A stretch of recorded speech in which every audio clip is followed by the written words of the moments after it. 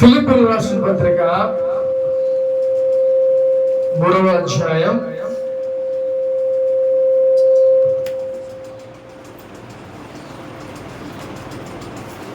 13వ వచనం ఒకసారి చదువుకుందాం. నేను ఇదివరకే పట్టుకొని ఉన్నానని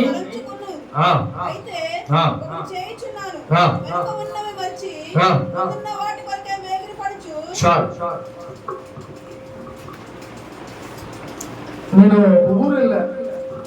ఆ ఊరిలో ఒక సేవకుని దగ్గర ఇద్దరు యవనస్తులు ఉండేవాళ్ళు, ఇద్దరు అన్నదమ్ములే. ఆ ఇద్దరు అన్నదమ్ములు కూడా చక్కగా సేవకుడికి మంచిగా తోడ్పాటుగా మంచిగా ఉండవు. సరే, నన్ను ఒకసారి పిలిస్తే సంఘానికి నేను వెళ్తే ఆ సంఘంలో చక్కగా ఆ రోజు ఆ వాక్య పరిచయం అయిపోయింది, అన్నీ అయిపోయినాయి. ఆ ఇద్దరు యవనస్తులు నన్ను కారులో బయటికి తీసుకెళ్తే వాళ్ళకున్న గత అనుభవాలు, లేకపోతే దేవుళ్ళకి రాకముందు ఆ విషయాలన్నీ నాకు చెప్తున్నారు. మేము ఎలా ఉండేవాళ్ళం, పాస్టర్ గారు ఎలా ఉండేవాళ్ళం, కానీ ఇప్పుడు మారి దేవుని కోసం అలా నిలబడ్డాం. మేమైతే పాస్టర్ గారి కోసం తన్నులు కూడా తిన్నాం, జైలుకి కూడా వెళ్ళాం. ఈ విషయాలన్నీ చెప్తున్నారు వాళ్ళు. నేను అనుకున్నా చాలా మంచి సాక్ష్యం అని చెప్పి నేను చాలా ఆనందపడ్డా. అయితే వాళ్ళ గతం అంతా అలా ఉంది, కానీ తర్వాత ఎలా ఉందంట, మంచిగా దేవుళ్ళు వాళ్ళు ఎదుగుతున్నారు. చక్కగా పాస్టర్ గారికి తోడుగా, వారికి ఏమేం కావాలి అన్ని విషయాల్లో ఆయన తోడుగా ఉండి మంచిగా వాళ్ళకి ముందుకు వెళ్తున్నారు. అంటే వాళ్ళు ఏం చేస్తున్నారు, గతాన్ని మర్చిపోయి ఏం చేస్తున్నారంట, చక్కగా మంచిగా వాళ్ళ ఫ్యూచర్ మంచిగా ఉండాలని ముందుకి వెళ్ళిపోతారు. కాబట్టి ఇక్కడ బైబిల్ గ్రంథంలో కూడా ఈ ఫిలిప్పీయులకి రాస్తూ అపొస్తలుడైన పౌలు ఆయన తన యొక్క అనుభవాల గురించి వాళ్ళు చెప్తున్నారు. ఈ పౌలు ఏమని అంటాడంటే, వెనుకున్న వాటినన్నిటిని నేను మరిచి ముందున్న వాటి కోసం వేగిరపడుతున్నాడంట. ఇక్కడ పౌలు ఆయన ఇదివరకు అంటే ఆయన గత స్థితి ఎలా ఉండేదంటే, దేవుని బిడ్డలందరినీ బాధపరిచేవాడు, దేవుని బిడ్డలు కొట్టేవాడు, అలాగే చెరసాలలో వేయించేవాడు. ఇలాగా అనేకమైన పనులు, దేవునికి వ్యతిరేకమైన పనులు చేశాడు. చాలా భయంకరంగా ఉన్నాడు. పౌలును చూస్తే భయపడిపోయే వాళ్ళు ఆ రోజుల్లో ఇజ్రాయేల్ ప్రజలు. అంతగా భయపడిపోయి ఆయన గత స్థితి ఆ పరిస్థితుల్లో ఉండేది. అయితే ఇప్పుడు సౌలు మారిపోయి పౌలుగా ఇప్పుడు ఆయన ఏం చేస్తున్నాడంట, దేవుని పని చేస్తూ ఫిలిప్పీయులకు రాస్తూ ఆ పత్రిక ఆ ఫిలిప్పీయులకి ఆ సంఘానికి పౌలు ఏం చెప్తున్నాడంటే, వెనుకున్న వాటినన్నిటిని నేను మరిచిపోయి ముందున్న వాటి కొరకై వేగిరి పడుతున్నాడంట. అంటే గతం ఓకే అయిపోయింది, కానీ ఇప్పుడు నేను ఫ్యూచర్లో నేను ఏమవ్వాలి, ఎలా ఉండాలి, ఏం చేయాలనే విషయాల కోసమే నేను వేగిరి పడుతున్నా అంటాడు. ఇప్పుడు మనం కూడా గతాన్ని మన గతం ఎలా ఉంటుందో మనకి తెలుసు. ఇప్పుడు దేవుని దగ్గరికి వస్తున్నాం, రక్షణ పొందుకున్నాం, మారు మనసు పొందుకున్నాం, దేవుని దగ్గరికి వస్తున్నాం. ఇప్పుడు మన పరిస్థితి ఎలా ఉంటుంది, గత స్థితి ఒకవేళ పాత స్థితిలో మనం త్రాగే వాళ్ళమేమో, మన గత స్థితి ఒకవేళ మనం సిగరెట్లు కాల్చే వాళ్ళమేమో, పాత స్థితి మనం ఒకవేళ పాపంలో పడిపోయి ఉన్నామేమో.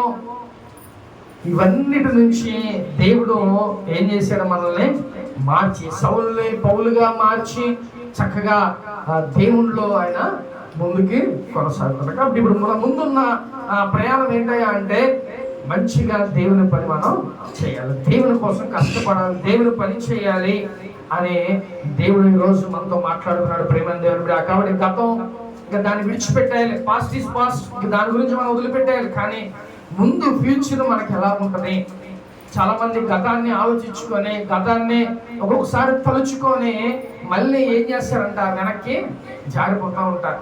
అలా జారిపోయేవారులా కాకుండా మనం దేవుళ్ళో ఇంకా ముందుకి మన భవిష్యత్తు మనకు ముఖ్యం. అందుకే పౌలు అంటున్నాడు, నా గతం నాకు అనవసరం, కానీ నేను నా యొక్క భవిష్యత్తు ముందు నేను ఎలా ఉండాలో అది నేను చూసుకున్నాను. అంటే గతం అనేది అవసరం లేదు పౌలుకి, భవిష్యత్తు అనేది చాలా ముఖ్యం. పౌలు అటు స్థితిలో ఆయన ఉన్నాడు. కాబట్టి ఈరోజు నువ్వు కూడా ప్రేమ దేవుని బిడ్డ, నీ యొక్క పాస్ట్, నీ యొక్క జీవితం, గత జీవితం ఎలా ఉందో అది మనకు తెలియదు, కానీ ముందున్న మన భవిష్యత్తు కోసం ముఖ్యంగా మనం ముందుకు సాగిపోవాలి. హల్లెలూయా. ఎవరున్న ప్రతి ఒక్కరు కూడా మనకి గత జీవితాలు ఉంటాయి. గత జీవితంలో మనం అనేకమైన పనులు చేసుంటాం, అనేకమైన ఆ దేవునికి వ్యతిరేకమైన పనులు మనం చేసుంటాం. కానీ ఇప్పుడు మనం ఏం చేయాలంట, పౌలులాగా మనం భవిష్యత్తు కోసం, ఆ భవిష్యత్తు మన ఫ్యూచర్ ఎలా ఉంటుంది దాని గురించి మనం ముందుకి సాగిపోవాలి. అదేవిధంగా మన భవిష్యత్తుని మనం ఆలోచించుకుంటే అక్కడే ఉండిపోతాం, కానీ మనం ముందుకి సాగిపోవాలి. హల్లెలూయా. ఇక్కడ అపోస్తలుడైన పౌలు నా గత జీవితం గురించి కాదు, కానీ నా ముందున్న భవిష్యత్తు కోసం నేను ముందుకి సాగిపోతున్నా అని చెప్తున్నాడు. మరి నువ్వు కూడా నీ గత జీవితాన్ని నువ్వు జ్ఞాపకం చేసుకోవద్దు. ఒకవేళ సాక్షిగా ఎవరికైనా చెప్పాలంటే చెప్పుకోవచ్చు, కానీ నా గత జీవితం నేను ఎలా తాగేవాడిని, ఎలా ఉండేవాడిని అని మనం అందరికి చెప్పుకోవచ్చు, కానీ ఆ పాత స్థితిలోకి మళ్ళీ మనం దిగిపోకూడదు. మంచిగా ముందున్న వాటి కోసం మనం వేగిరపడాలి, మన భవిష్యత్తు కోసం మనం వేగిరపడాలి. హల్లెలూయా. చూద్దాం ఒకసారి 14 వచ్చిన చూద్దాం. దేవుని ఉన్నతమైన పిలుపునకు కలుగు బహుమానమును పొందమని పరిగెత్తుచున్నాడు. హల్లెలూయా. నిజంగా పౌలు ముందున్న వాటి కోసం పరిగెడుతున్నాడు. గతం అయిపోయింది, నేను ఇలా ఉండేవాడిని, క్రీస్తుకు వ్యతిరేకంగా నేను జీవించేవాడిని కదా, కానీ ఇప్పుడు నా యొక్క భవిష్యత్తు ఎలా ఉండాలి అంటే నేను దేవుని కోసం నేను పరిగెత్తాలి. గురి యొక్కకే నా యొక్క పరుగు. ఆయన గురి ఏంటయ్యా అంటే క్రీస్తు కొరకే ఆయన పని చేయాలి, ఆయన కోసం కొన్ని వేల ఆత్మలు రక్షించబడాలి, దేవునికి సువార్తను అందించాలి అని పౌలు యొక్క గురి. మరి నీ గురి ఏంటిది? ఏమండి, నీ గురి ఏంటిది? ప్రతి మనిషికి ఒక గురి ఉంటుంది. యవనస్తులైతే నేను మంచి జాబును సంపాదించుకోవాలి, అది వాడి టార్గెట్, వాడి గురి, వాడి గోల్ అది. అలాగే ప్రతి ఒక్కరికి ఒక గోల్ ఉంటుంది. నేను నా జీవితంలో ముందు నా భవిష్యత్తులో నేను ఇలా ఉండాలనుకుంటున్నా, నేను ఇలాగా పని చేయాలనుకున్నా, నేను ఎదగాలనుకున్నా, నేను ఇలా ఆశీర్వించబడాలనుకున్నా అని ప్రతి ఒక్కరికి ఒక గోల్ అనేది ఉండదు. కాబట్టి నీ భవిష్యత్తు ఎలా ఉండాలి అని నువ్వు ఆశపడుతున్నావో,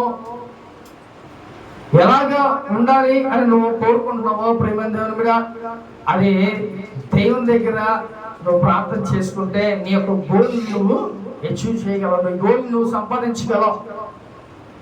కాబట్టి నీ గోల్ ఏంటి? కానీ ఇక్కడ అపోస్తలుడైన పౌలు నా గోల్ ఏంటయ్యా అంటే నేను దేవుని కోసం కొన్ని ఆత్మలను నేను రక్షించాలి, దేవుని పని చేయాలి. అది కష్టమైన నష్టమైన ఏదైనా కూడా దేవుని కోసం నేను పని చేయాలి, అదే ఆయన గురి అంట. మరి మన గురి కూడా, మనకంటూ ఒక గోల్ ఉంటుంది జీవితంలో, ఒక ఆశ, జీవితంలో ఒక గోల్ అనేది ఉంటుంది. ప్రతి ఒక్కరికి అయ్యో నేను ఇలా అవ్వాలనుకున్నా అవ్వలేకపోయా, లేకపోతే ఏదైనా సంపాదించలేకపోయా, ప్రతి ఒక్కరికి ఒక గోల్ అనేది ఉంటుంది. కాబట్టి ప్రేమ, కానీ ఇక్కడ పౌలు అయితే తన యొక్క గత జీవితంలో అన్ని చేసేసి దేవుళ్ళకి వచ్చిన తర్వాత తన యొక్క గోల్ ఏంటి అంటే దేవుని కోసం నేను కష్టపడి, దేవుడే నా గురి, దేవుని దగ్గరికి నా యొక్క గురి అని చెప్తున్నాడు. అదే గత సంవత్సరం అయితే, గత ఆయన భవిష్యత్తు అయితే ఎలా ఉండేది తెలుసా? ఎంతమంది దేవుని బిడ్డలు హింసించారు, ఎంతమంది దేవుని బిడ్డల్ని జైల్లో పెట్టించాలి, ఎంతమంది దేవుని బిడ్డలను చంపాలి, ఇది ఆయన గోల్. అదే దేవుల్లో మారిన తర్వాత ఆయన గురి ఏంటంట, ఆయన యేసయ్య దగ్గరికి, ఆయన గురి యేసయ్య దగ్గరికి ఎంతమందిని తీసుకురావాలి, యేసయ్య దగ్గరికి ఎంతమందిని తీసుకురావాలని ఆయన ఆశ. అసలు చదువుదామా? క్రీస్తు యేసునందు దేవుని ఉన్నతమైన పిలుపునకు కలుగు బహుమానమును గురి యొద్దకే నేను పరిగెత్తుతున్నాను. హల్లెలూయా. కాబట్టి ఆయన దేవుని దగ్గరికి, ఆయన గురి యొద్దకే పరిగెడుతున్నాడంట. దేనికోసం? మంచి బహుమానం. దేవుడు ఒక మంచి భవిష్యత్తు, లేకపోతే మంచి బహుమానం దేవుడు రేపు నువ్వు దేవుని కోసం కష్టపడితే, దేవుని కోసం నువ్వు ఉంటే, దేవుడు మంచి భవిష్యత్తును దేవుడు నీకు అనుగ్రహిస్తాడు ప్రేమ దేవుని బిడ్డ. కాబట్టి దేవుని కోసం పౌలు కష్టపడ్డాడు. తన జీవితం అంతా కూడా దేవుడి కోసం కష్టపడాడు. దేవుడి కోసం కష్టపడాలి అనే ఒక గోల్ ఆయన పెట్టుకున్నాడు. ప్రేమ దేవుని బిడ్డ, కాబట్టి ఒకసారి ఆలోచించు, నీ యొక్క గోల్ ఏంటి? దేవునిలో నీ యొక్క జీవితంలో నువ్వుకంటూ ఒక ఎత్తును వెదకరావు, కానీ దేవుని కోసం కూడా మనం పనిచేయాలి. ఎందుకంటే దేవుని పని మనమే చేయాలి, ఇంకెవరు చేయరు. మన పని మనం చేసుకుంటూ దేవుని కోసం మనం కష్టపడుతూ ఉండాలి. హల్లెలూయా. కాబట్టి ఆయన ఏం కావాలంటే ఆయనకి బహుమతి, దేవుడు ఒక మంచి రాబోయే రోజుల్లో ఆయనకి ఇచ్చే గొప్ప బహుమతి కోసం ఆయన పరిగెడుతున్నాడు గురి యొద్దకే. అంటే నా టార్గెట్ నేను ఇంతమందిని రక్షించాలి, ఇన్ని ఊర్లో సంఘాలు కట్టాలి అని అపోస్తలుడు పౌలు గొప్పగా సేవ చేశాడు. ఆయన టార్గెట్ అది. యూరోప్ కంట్రీలో, యూరోప్ దేశంలో 80కి పైగా సంఘాలు ఆయన కట్టాడు. అంత గొప్పగా దేవుని సేవని ఆయన జరిగించాడు. ప్రేమ దేవుని బిడ్డ, హల్లెలూయా. కాబట్టి ఈ రోజు పరిశుద్ధాత్మ దేవుడితో మాట్లాడుతున్నాడు. మరి నీ యొక్క గోల్ ఏంటి? నువ్వు ఎవరి దగ్గరికి పరిగెడుతున్నావు? ఏం చేస్తున్నావు? ఒకసారి ఆలోచించుకో. ప్రేమ దేవుని బిడ్డ, హల్లెలూయా. చూద్దాం ఒకసారి 16వ వచనం కూడా. అయినను మనకు లభించిన దాన్ని బట్టి క్రమముగా నడుచుకొందుము. సహోదరులారా, నన్ను పోలి నడుచుకునుడి, మేము మీకు మాదిరి ఉన్న ప్రకారము గురిపెట్టి చూడండి. హల్లెలూయా. అపోస్తలుడైన పౌలు మనకి ఏదైతే ఉందో దాని ప్రకారం నడుచుకోవాలని అపోస్తలుడు పౌలు చెప్తున్నాడు. ఆ ఫిలిప్పీల సంఘానికి, ఆ సంఘంలో ఉన్న ప్రతి ఒక్కరికి మనకి ఏదైతే ఉందో, లేకపోతే మన పరిస్థితి ఎలాంటిదో దాన్ని బట్టే మనం ముందుకు సాగాలి. అంటే మనకు తెలుసు మన యొక్క స్తోమత ఎలాగో, మన స్థితిగతులు ఎలా ఉన్నాయో అవన్నీ మనకు తెలుసు. కాబట్టి ఆ స్థితిగతులు బట్టే మనం నడుచుకుంటాం. ఒక్కొక్కసారి మన పరిస్థితి, మనం కొద్దిగా మన పరిస్థితి ఉన్నప్పటికీ మనం ఏం చేస్తాం, ఎక్కువగా మనం ఆలోచించుకుంటూ ఉంటాం. కానీ మనం ఏ స్థితిలో ఉన్నామో, ఏ పరిస్థితుల్లో ఉన్నామో ఆ పరిస్థితుల గుండానే మనం నడుచుకోవాలి. ఆ యొక్క పౌలు ఏమంటారో తెలుసా? ఆ ఫిలిప్పీలకు రాస్తూ ఆ పత్రికలో, అయ్యా నేను దేవుణ్ణి పోలి నడుచుకుంటున్నా, యేసయ్యని మీరు కూడా నన్ను పోలి నడుచుకొని. అంటే పౌలు ఎంత భక్తి చేసి ఉంటాడో, ఎంతగా దేవుణ్ణి వెంబడించాడో, ఎంత దేవుని పని చేసి ఉంటాడో సరి జ్ఞాపకం చేసుకోండి. నువ్వు అలా అనగలవా? నన్ను బట్టి నువ్వు నడుచుకో అని ఇతరులు చెప్పగలవా? అంటే నువ్వు పర్ఫెక్ట్గా ఉంటే అప్పుడు నువ్వు ఆ మాట చెప్పచ్చు. ఎందుకంటే మనలో చాలా లోపాలు ఉంటాయి. నోరు జారు ఊరినో కొన్ని మాట్లాడేస్తూ ఉంటాం, లేకపోతే ఇంకా అనేకమైన మనం చేస్తూ ఉంటాం. కానీ ప్రేమ దేవుని మీద పౌలు మట్టికి, నేను యేసయ్యను చూసి నడుచుకున్నా, మీరు నన్ను చూసి నడుచుకోండి అని చెప్తారు. ఎంత గొప్ప మాట అండి. ఆ మాట మనం కూడా చెప్పగలవా? అంటే మనం మంచిగా నడుచుకొని, మంచిగా దేవునిలో మనం ముందుకు సాగుతూ ఉంటే మన బట్టి అనేక మంది నడుచుకోవాలని మనం ఆశపడాలి. పౌలు అయితే, నేను యేసయ్యను పోలి నడుచుకున్నా, మీరు కూడా నన్ను పోలి ఒక మాదిరిగా నన్ను చూసి మీరు నడుచుకోమని ఫిలిప్పీల యొక్క సంఘానికి ఆయన చెప్తున్నాడు. హల్లెలూయా. కాబట్టి అటు విధంగా మాదిరిగా నువ్వు జీవించాలంటే, అటు విధంగా మాదిరిగా నువ్వు ఉండాలంటే మంచి జీవితాన్ని నువ్వు జీవించాలి. మొట్టమొదటిగా పరిశుద్ధంగా నువ్వు ఉండాలి, దేవుల్లో మంచిగా ఎదగాలి, అనేక మందికి మాదిరికరంగా నువ్వు జీవించాలి. అటు విధంగా నువ్వు జీవించగలవా? ఇక్కడ అనేక మందికి అపోస్తలుడైన పౌలు ఒక మాదిరికరంగా ఆయన నిలబడ్డాడు. మరి నువ్వు కూడా అనేక మందికి నీ ప్రాంతంలో ఒక మాదిరికరంగా నువ్వు జీవించాలి. ప్రేమ దేవుని బిడ్డ, హల్లెలూయా. చూద్దాం ఒకసారి. అదే 17వ వచనం, సారీ 18వ వచనం. అనేకులు క్రీస్తు శిలువకు శత్రువులుగా నడుచుకొనుచున్నారు.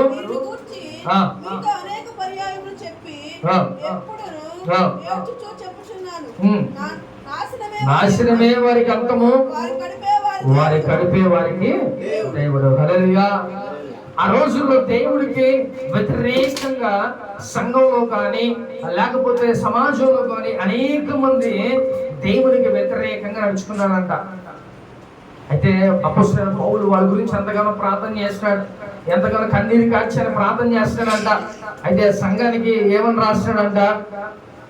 నాశనమే వారికి అంతమో, వారి కడిపే వారికి దేవుడు. అంటే దేవునికి వ్యతిరేకంగా నడిస్తే మనకు లాభమా అండి? దేవునికి ఎప్పుడైతే మనం వ్యతిరేకంగా నడుస్తామో మనకి నాశనమే మనకి కలుగుతుందంట. కానీ వాళ్ళకి ఏమనుకుంటారు? నా కడుపే నాకు దేవుడు అనుకుంటా ఉంటారు. కాబట్టి దేవునికి వ్యతిరేకంగా వాళ్ళు జీవిస్తున్నారు. కాబట్టి పౌలు ఆ యొక్క పిలిపిలకి ఆ సంఘానికి రాస్తూ, అయ్యా ఇలా ఉండొద్దు, మీరు దేవునికి చక్కగా విధేయత కలిగి ఉండండి, దేవునిలో మీరు ఉండండి, మీరు విధేయత కలిగి దేవునికి జీవించండి అని చెప్పి ఆ సంఘానికి ఆ పౌలు రాస్తున్నాడు. ఆ సంఘం అంతా చక్కగా పౌలు చెప్పిన విధంగా వాళ్ళు నడుచుకునే ప్రయత్నాలు చేస్తారని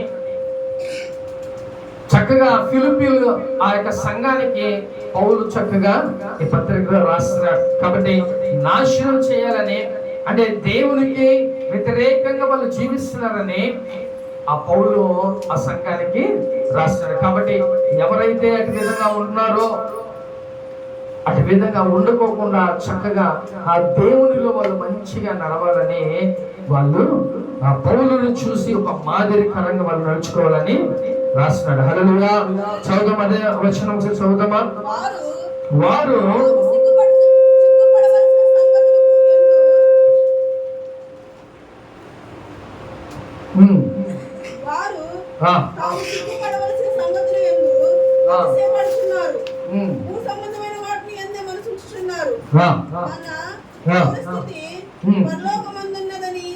అక్కడ నుండి ప్రభువైన యేసుక్రీస్తు అను రక్షకుని నిమిత్తము కనిపెట్టుకొని చాలు. హల్లెలూయా.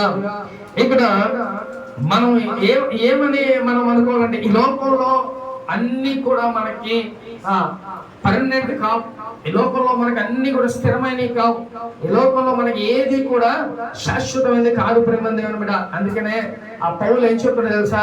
మనం ఇహ సంబంధులమైన వాళ్ళు కాదు. ఈ లోకంలో మనం ఈ ఇండియాలో మనకు ఉండాలంటే మనకి పౌరసత్వం ఏం కావాలండి? ఆధార్ కార్డు మనకు ఉండాలి, లేదా ఏదో ఒక ఐడి కార్డు అనేది మనకు ఉండాలి. లేకపోతే నువ్వు ఏ దేశం వస్తుడురా అంటే ఏం చెప్తాం మనం? కాబట్టి మనకంటూ ఒక ఐడి కార్డు అనేది ఉండాలి. ఆ ఐడి కార్డు అనేది మనకు ఉంటే ఈ లోకంలో మనమంటూ, మనం ఇండియా వాళ్ళం, మన భారతదేశం వాళ్ళం అనేసి ఒక గుర్తింపు అనేది ఉంటుంది. కానీ ఎప్పుడైతే మనం చచ్చిపోతామో అప్పుడు పరలోకంలో మనకంటూ ఒక ఐడి కార్డు ఉంటుంది. ఏంటిది అంటే, నువ్వు దేవుని బిడ్డగా బాప్తిసం తీసుకుంటుంటే రేపు దేవుని బిడ్డగా ఆయన అక్కడ గుర్తుంటుంది. కాబట్టి ఈ లోకపరమైన నువ్వు కొంతకాలమే ఈ లోకంలో నువ్వు శాశ్వతంగా ఉండవు. ఇది కొంతకాలమే, ఇదొక జర్నీ, ఇదొక ప్రయాణం. ఈ ప్రయాణంలో కొంతవరకే. కానీ రేపు మనం పౌరసత్వం ఎక్కడైనా పరలోకమే మన పౌరసత్వం. హల్లెలూయా. కాబట్టి వాటి కోసం, ఈ లోకపరమైన వాటి కోసం మనం వేగిర పడకూడదు. ఈ లోక భూ సంబంధమైన వాటి మీద మనం మనసు ఉంచకూడదు. అంటే మనం ఇల్లు కొందాం, లేకపోతే డబ్బు సంపాదిద్దాం, లేకపోతే ఇంక ఏదేదో చేయాలని ఈ లోక సంబంధమైన వాటి మీద మనం ఎక్కువ మనసు ఉంచుతాం. ధనవంతుడు ఏం చేశాడంట? చక్కగా వాడికి కావలసిన ఆహార పదార్థాలన్నీ సమకూర్చుకున్నాడు. వాడికి కావలసిన తినడానికి, త్రాగడానికి సమస్తమైన సమకూర్చుకున్నాడు. అంటే ఇక నాకు దిగులు లేదు, నాకు అనేకమైనవి ఉన్నాయి, నాకు చక్కగా నా దగ్గర అనేకమైన ఉన్నాయి, నేను ఈ లోకంలో హ్యాపీగా ఎంజాయ్ చేయొచ్చు అని అనుకుంటున్నాడు. కానీ ఏమైపోయిందంటే ఒక రోజు ఆయన చనిపోయాడు. అప్పుడు ఈయన సమకూర్చుకున్నవన్నీ ఏం చేస్తారండి? అదేమనుకున్నాడు? చక్కగా నా ప్రాణమా తినుము తాగుము చూపించు, ఎలాగుంటే చాలే, నా లైఫ్, నా జీవితం అంతా బాగుంటుంది అని అనుకున్నాడు. ఆయన సంపాదించిన, సమకూర్చుకున్న బిల్డింగులు, స్థలాలు, పొలాలు ఇవన్నీ ఏమైపోయినాయి? ఇక్కడే ఉన్నాయి. ఆయనతో పాటు వెళ్ళినాయా? వెళ్ళా. కానీ ఆ యొక్క చక్కగా ఆ పేదవాడి మటుకి చక్కగా వెళ్ళిపోయి ఎక్కడ ఉన్నాడంట? చక్కగా వెళ్ళిపోయి దేవుని దగ్గర ఉన్నాడు, పరలోక రాజ్యంలో ఆయన ఉన్నాడు. కాబట్టి ఈ లోకపరమైన వాటి మీద మనం ఎక్కువ మనసుని ఉంచుకోగలదు. డబ్బు మీద ఎక్కువ ఆశ ఉంచకూడదు. లేకపోతే మన స్థలాల మీద, పొలాల మీద, వీటి మీద మనం మనసు ఉంచుకోకూడదు. మన యొక్క మనసంతా ఎక్కడ ఉండాలంట? దేవుని మీద మనకి మన మనసు ఉండాలి. హల్లెలూయా. కాబట్టి ఈ భూ సంబంధమైన ఏటి మీదైనా సరే అవన్నీ కూడా శాశ్వతం కాదు. మనకి అవన్నీ కూడా శాశ్వతం అనేవి కావు. ఏది కూడా మనం తీసుకొని వెళ్ళాం పైకి. కాబట్టి మనం పరలోకమైన సంబంధులు, లోక సంబంధమైన వాళ్ళం కాదు, మనం పరలోక సంబంధం. కాబట్టి మన యొక్క ఆశ, మన యొక్క గురి ఎవరంటే యేసయ్య మన గురి. ప్రేమ ఆయన మీద మనం ఆడుకుని ఉండాలి, ఆయన మీదే మనం, ఆయన మీదకే మనం వెళ్ళాలి. కాబట్టి దేవుడు చెప్తున్నాడు, ఈ లోక సంబంధమైన వేటి గురించి కూడా మనం ఆశ పెట్టుకోకూడదు, అతిగా ఆశ పెట్టుకోకూడదు. లోకంలో ఇది శాశ్వతం కాదు, ఎప్పుడు ఏం జరిగిద్దో తెలీదు, ఎప్పుడు మనం ఎక్కడ ఉంటామో, ఏమైందో ఏంటో పరిస్థితి మనకు తెలియని స్థితిలో మనం ఉన్నాం. కాబట్టి ఈ లోకపరమైన దేని మీద కూడా నువ్వు ఆశ పెట్టుకోకూడదు. కాబట్టి ఈ లోకంలో మనం ఎవరి మీద ఆశ పెట్టుకోవాలంట? ఓన్లీ యేసయ్య మీదే మనం ఆశ పెట్టుకోవాలి. పౌలు ఫిలిప్పీల సంఘానికి అదే విధంగా హెచ్చరిస్తున్నాడు, అయ్యా ఈ లోకంలో మీరు ఎంత సంపాదించినా, దేని మీద మీరు ఆశ పెట్టుకున్నా, ఏది కూడా నీకు శాశ్వతంగా కలిగి, కుటుంబంలో నీ భార్య నీకు సొంతంగా, లేదా నీ భర్త నీకు సొంతంగా, నీ పిల్లలు నీకు సొంతంగా. ఎప్పుడో ఒకప్పుడు మనం మన పౌరసత్వం ఏది? పరలోకం. ముఖ్యంగా మన కుటుంబం అంతా రక్షణ పొందుకుని ఉంటే చక్కగా మనం దేవుని దగ్గర పరలోక రాజ్యంలో ఉండడానికి మనం ఆ పౌరసత్వాన్ని సంపాదించుకునే ఛాన్స్ మనకి దేవుడు మనకి ఇస్తారు. కాబట్టి ఆ ఫిలిప్పీల సంఘానికి చెప్తున్నాడు, దేని మీద, ఒకవేళ ఆస్తిపాస్తుల మీద, లేకపోతే డబ్బు మీద, ఇంకొక దాని మీద మనం ఆశ పెట్టుకుంటామేమో, అవన్నీ శాశ్వతమైనవి కాదు, అవన్నీ కూడా అశాశ్వతం. కాబట్టి శాశ్వతమైన ఏంటిదే అంటే దేవుని మీద మనం ఆశ పెట్టుకోవాలి. ఆయన పౌరసత్వం మనకి కావాలి. ప్రేమ దేవుడు. కాబట్టి దేవుడు మనం ఏం చేయాలి? భూ సంబంధమైన వాటి మీద మన మనసు ఉంచుకొనక మన పౌరసత్వం పరలోకములో ఉన్నది. అంటే పరలోకంలో మనకి సమస్తం అక్కడ ఉన్నది. కాబట్టి అక్కడ పౌరసత్వాన్ని మనం సంపాదించుకోవాలి. ఎందుకంటే దేవుని యొక్క ఆ గ్రంథంలో మన పేరు లిఖించబడి ఉంటుంది. దేవుని యొక్క పరలోక రాజ్యంలో ఆయన యొక్క గ్రంథంలో మన పేరన్నీ లిఖించబడి ఉంటాయి. కాబట్టి ఆ పేరుని ముందు మనం సంపాదించుకోవాలి. ఆ యొక్క గ్రంథంలోని పేరు ఉందా లేదా అది ఒకసారి జ్ఞాపకం చేసుకో. ప్రేమ దేవుని మీద హల్లెలూయా. కాబట్టి ఈ లోకపరమైన ఆస్తిపాస్తుల మీదో, ఈ లోకపరమైన మనుషుల మీదో, ఈ లోకపరమైన దేని మీదైనా కూడా నువ్వు ఆశ పెట్టుకోవద్దని దేవుడు మాట్లాడుతున్నాడు. ఎందుకంటే అవి శాశ్వతం. మనకి ఏం జరిగిద్దో, ఎప్పుడు ఎలా ఉంటామో మనకేం తెలియదు. కాబట్టి మన ఆశ చక్కగా యేసయ్య ఉండాలి. ఆయన మీద మనం ఆశ పెట్టుకుంటే సమస్తం కూడా దేవుడు ఇహపరమైన పరలోకపరమైన ప్రతిదీ ఆశీర్వాదాలు దేవుడే మనకి అనుగ్రహిస్తాడు. హల్లెలూయా. కాబట్టి ఆ యొక్క ఫిలిప్పీల సంఘానికి పౌలు హెచ్చరిక ఇస్తున్నాడు. చూద్దామా? అదే ఫిలిప్పీయులకు రాసిన పత్రిక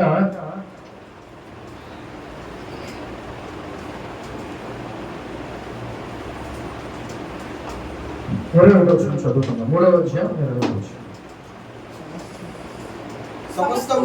సమస్తమును లోపరుచుకొని జాలిన శక్తిని బట్టి ఆయన మన దీన శరీరమును మహిమగల శరీరమునకు సమరూపము గలదానిగా మార్చును. చాలు. హల్లెలూయా.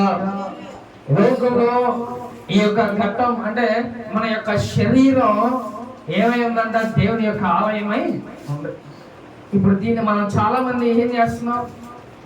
పాపంతో పాడు చేసేసుకుంటున్నాం, లేకపోతే ఈ లోకపరమైన అలవాట్లు, ఇంకా అనేకమైన వాటితో ఈ దేవుని ఆలయాన్ని ఏం చేస్తున్నాం?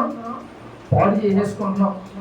అందుకే దేవుడు చక్కగా మనకు ప్రతి దాన్ని మార్చడానికి దేవుడు మంచిగా ఒక మహిమ గల శరీరంగా మనం మార్చాలని దేవుడు ఆశపడుతున్నాడు. అంటే నువ్వు హోలీనెస్ గా ఉండాలి, నువ్వు పరిశుద్ధంగా ఉండాలని దేవుడు ఆశపడుతున్నాడు.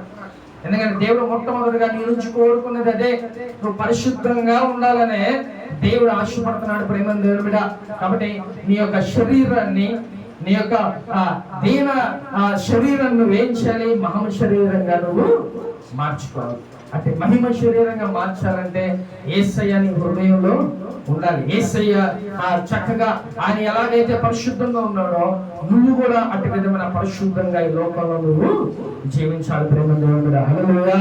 కాబట్టి దేవుడు ఒకవేళ మనం అలా లేకపోతే దేవుడే మన శరీరాన్ని మహిమ శరీరంగా మార్చగలడు.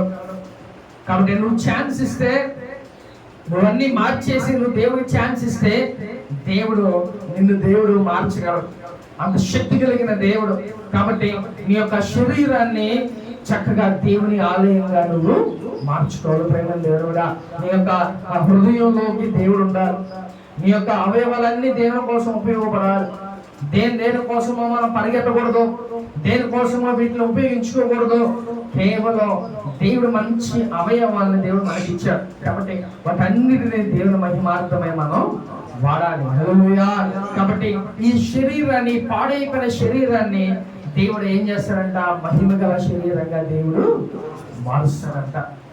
అలాగా మహిమకరంగా మార్చాలంటే నువ్వు దేవునికి ఛాన్స్ ముందు నువ్వు దేవునికి ఛాన్స్ ఇస్తే అప్పుడు నీ యొక్క దేహాన్ని దేవుని ఆలయంగా దేవుడు మార్చుకుంటాడు. హల్లెలూయా. కాబట్టి ఈ ఫిలిప్పీలు రాష్ట్రం, ఈ ఫిలిప్పీలకి హెచ్చరికగా ఈ పత్రిక అపొస్తలుడైన పౌలు రాస్తున్నాడు. ఆ సంఘానికి ప్రతి విషయం తెలియజేస్తున్నాడు. నేను ఎలాగ ఉంటున్నానో, నేను ఎలాగ జీవిస్తున్నానో అట్టి విధంగా మీరు కూడా నన్ను చూసి ఒక మాదిరికరంగా జీవించండి. ఎందుకంటే యేసయ్య ఆయన చేసిన ప్రతి కార్యాలు ఆయన ప్రకారంగానే నడుచుకుంటున్నా. అటు విధంగా మీరు కూడా నన్ను చూసి నడుచుకున్నారు. అంటే పౌలు ఎంత పర్ఫెక్ట్ గా ఉంటున్నాడో, ఎంత పరిశుద్ధంగా ఉంటున్నాడో, తన గతానంతా మరిచిపోయి ముందున్న వాటి కోసం ఆయన పరిగెత్తారు. నీ యొక్క జీవితంలో కూడా మనం చేసిందంతా, మనం ఎన్ని తప్పులు చేస్తుంటామో, ఎన్ని పాపాలు, ఇవన్నీ వదిలిపెట్టేసి ముందు ఉన్న జీవితం పరిశుద్ధంగా మనం జీవించాలి అని దేవుడు ఆశపడుతున్నాడు. పౌలు కూడా అదే ఆ సంఘానికి హెచ్చరిస్తున్నాడు. మీ పాత జీవితం వదిలిపెట్టేసేయండి, ముందున్న మీ జీవితాన్ని దేవుని కోసం మీరు ఉపయోగించండి. దేవుని కోసం ముందుకు మీరు ప్రయాణం చేయండి. అంటే నీ గురి యేసయ్య ఉండాలి. ప్రేమ దేవుడు, హల్లెలూయా. కాబట్టి ఈ రోజు దేవుడు మనతో మాట్లాడుతున్నాడు. నువ్వు కూడా ఒక మాదిరికరంగా ఉండాలని దేవుడు ఇష్టపడుతున్నాడు. నువ్వు కూడా దేవుని యొక్క ఆలయంగా నువ్వు ఉండాలని, పరిశుద్ధంగా ఉండాలని దేవుడు ఈ రోజు నీతో మాట్లాడుతున్నాడు. ప్రేమ దేవుడు, ఈ లోకంలో దేని మీద కూడా మేము ఆశ పెట్టుకోవద్దు. ఏది కూడా శాశ్వతం కాదు. మనం చనిపోతే ఏది కూడా మనకి ఇంకా శాశ్వతం కాదు. కాబట్టి దేవుని మీద మనం ఆశ పెట్టుకోలేదు. దేవుడే మన గురి. కాబట్టి నీ గురి దేవుడై ఉండాలి. హల్లెలూయా. ఆత్మ చూసిన మాట చెవులు గాక. ఆమేన్. అందరూ మోకరించండి, ప్రార్థన చేసుకుందాం.